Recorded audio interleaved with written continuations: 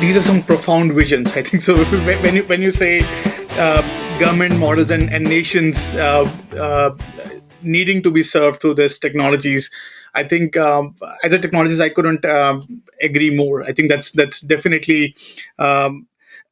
I'm curious as a technologist, you understand. I think you talked about half life of a skill. I think that's a pretty relevant conversation. So if you are an entrepreneur, and if I tell you my personal story, I had this constant ruffle with my university local here that if I am getting your talent after master's degree, and then I have to spend another 2 years or 1 year retraining that gentleman or gentlewoman to attune to what problem I'm facing as a business today, vis-a-vis getting a high schooler and just maybe spending another 6 months over it, and they'll be able to perform hopefully, if not better, at par. To your, why would I pay premium, and then why the so from your vantage point, what is the future of universities in this new reality? Because this is some serious pain that you're talking about. Well, I don't think the university system is going away, but I think that they have forgotten their mission. And, universities have always done a pretty good job of teaching you how to be an adult and developing some good critical thinking skills. They have, by and large, forgotten that they're here to serve the student.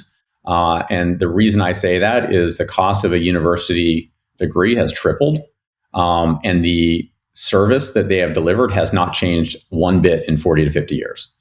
And can you imagine any product in the world today that hasn't changed for 40 to 50 years, but you could triple the price? I can't. So I think the university system is, it's obviously here to stay, but it is somewhat broken. And it isn't focused on delivering, state-of-the-art, future-forward skills. So, most people coming out of university don't necessarily have specific skill sets. So what we need right now to deal with the hundreds of millions of people who are going to have to make this pivot from, old school jobs to new school jobs is just something that recognizes the half-life of a skill is, 4 to 5 years, and it's not a one and done. You're going to have to, 4, 5, 6 times in your career now go through some sort of reskilling or retraining or learning, a new job, and so you need programs that are custom built for that task. The other thing, when you talk about high schoolers, which is super true, and it really gets into like diversity and inclusion, 75% of the people are never going to complete a 4-year degree, right? So the university is serving that relatively elite group. What about the other 75% of us, right? How can we make sure that those people have an opportunity to participate in the tech economy? And I will tell you that we work with an organization called 110, and their mission and their vision is spectacular.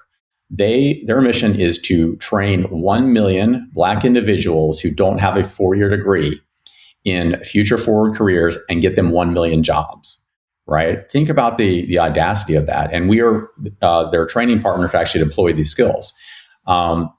There are so many opportunities. 3% of workers in Silicon Valley, the top 75 Silicon Valley tech companies, are Black. 13% of employees in the United States are Black. Like, that's just fundamentally wrong. And you're not going to get there on a university system, right? You need to actually find other ways to connect with these populations that have been underrepresented and get them the skills they need to participate in this economy. So lots of work to do there, but I think the key is finding the right solution that is custom built for a task. Interesting. I think when you were pitching that, so I think one thought that came to my mind was, so at one point we were on the mission to democratize analytics. So we were doing these classrooms all over the US, and one thing really took our attention. So one guy in I think it's Milwaukee, and he said, "Vishal, you guys are a East-West phenomena." I said, "What do you mean by that?" Right? So he said, "You just hippies, either East or West, you come, and then you talk about this radical idea that we can't relate with." Right? So then that sort of opens my and we call it opportunity deserts, right? Because of their geoloco, they don't have or university access or educational access. So we have this opportunity deserts all around the US where you have full functioning brain, which are cognitively super healthy. They can perform rocket science level tasks, but they're not equipped that ways.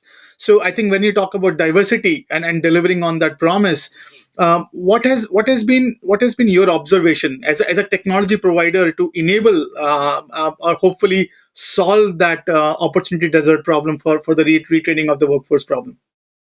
So let me unpack that a little bit. There's a lot of really interesting things happening today that and for better or worse, COVID is driving this, that will change the dynamic that you're talking about. So what COVID taught the world is that you can effectively work remotely anywhere, in the country. You don't all have to be in San Francisco. You don't all have to be in New York. Up until this point in the world, if you lived where I grew up in West Virginia, you had no opportunity to work for one of these tech companies. The thing that drives me crazy is that the population density of geniuses in West Virginia is the same as it is in Silicon Valley, more or less.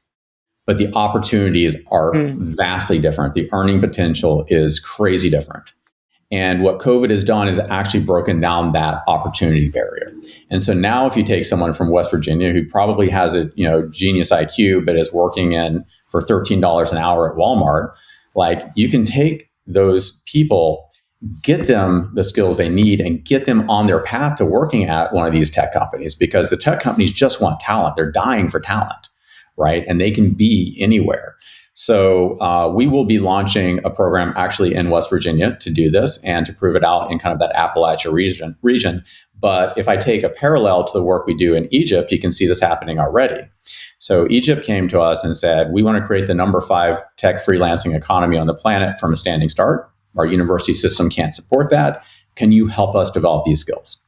And we took that challenge and have been working with them actually since 2017, but at scale since 2020, and have enrolled over 200,000 students, have graduated over 60,000 students, and we're literally measuring our impact on Egypt's GDP growth. And they're getting a 10x return. Every dollar on training in Udacity they spend, they get 20x in GDP, right? And we basically have designed these programs around freelancing. And so we connect the students, we actually train them on not just the tech skills, but then how to be a freelancer, and then connect them to the freelancing platforms, and it's working. And so now you have people that may not have a local tech employer who are deploying tech skills, earning good wages, and starting to become part of this digital economy. So it's completely doable at scale. The US is really behind this. If you look at other countries around the world, they are leaning in heavily and realizing that the university system is not a panacea. You need other solutions. You need to connect with the rest of the population, not just this elite population. And it's working. And we are working with those nations. And the US is way behind, right? Our systems, there's just very little political appetite to do anything different. It's so calcified, but it works. And so I hear you on the East-West thinking thing, but it doesn't have to be, and it shouldn't be. And COVID, for better or worse, changed the world in a way that was actually really positive for the rest of the country.